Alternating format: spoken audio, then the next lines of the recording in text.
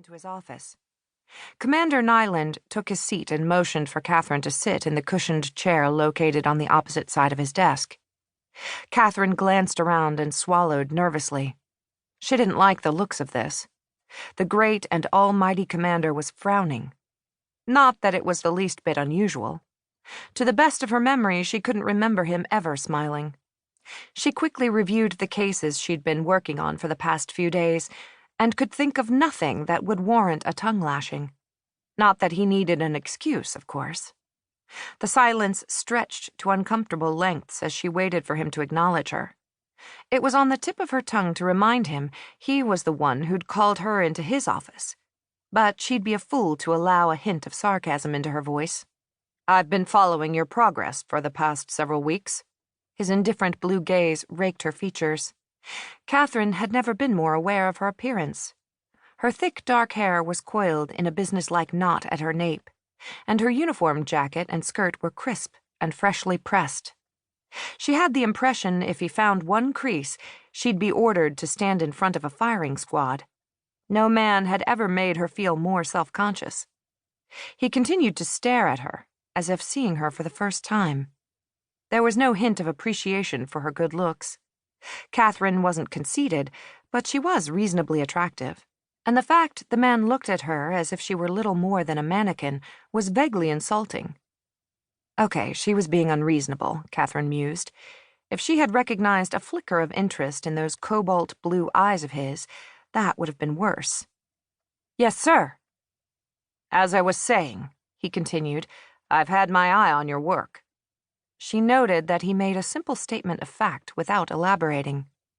If he'd been watching her, then she'd admit, not openly of course, that she'd been studying him too.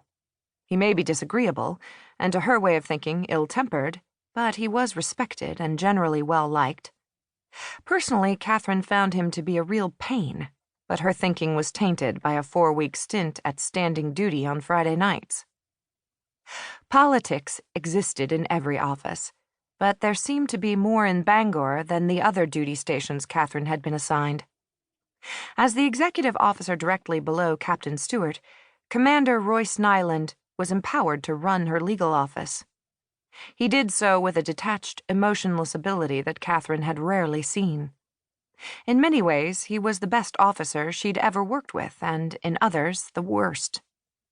It was apparent the man was a born leader.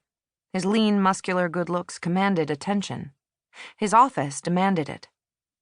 Actually, now that she had an uninterrupted minute to analyze the commander, she was willing to admit he was fairly attractive. Not handsome in the classic sense. Appealing, she decided. Not ordinary.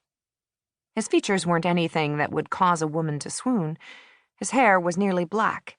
Its darkness, coupled with his deep blue eyes, was a contrast not easily ignored.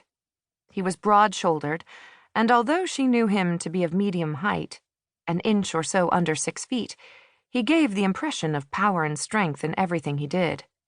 Her scrutiny didn't seem to bother him. He leaned back in his chair, expelled his breath, and announced, "I'm pleased to tell you, I've chosen you as a substitute coordinator of the physical fitness program for the base." "Substitute coordinator," Catherine repeated slowly. Her heart beat dull and heavy before it dropped like a lead weight to her stomach. It took a second to right itself before she could respond. If there was one after-hours duty she would have done anything to avoid, it was that of coordinator of the physical fitness program. It was by far one of the least envied jobs on base. The Navy was serious about keeping men and women in top physical condition. Those who were overweight were placed on a strict dietary schedule and exercise regime. As coordinator, Catherine would be subjected to endless meetings to chart the individual's progress. She'd also be expected to formulate an exercise program designed specifically to meet each person's needs. In addition, she would be given the painful task of having someone discharged from the Navy if they failed to meet the requirements in regard to weight and fitness. "I believe you're qualified to handle this job effectively." "Yes, sir," she said, biting her tongue to keep from saying more. Tackling this duty, even on a substitute basis, meant she wouldn't have time to breathe. It was a time-consuming...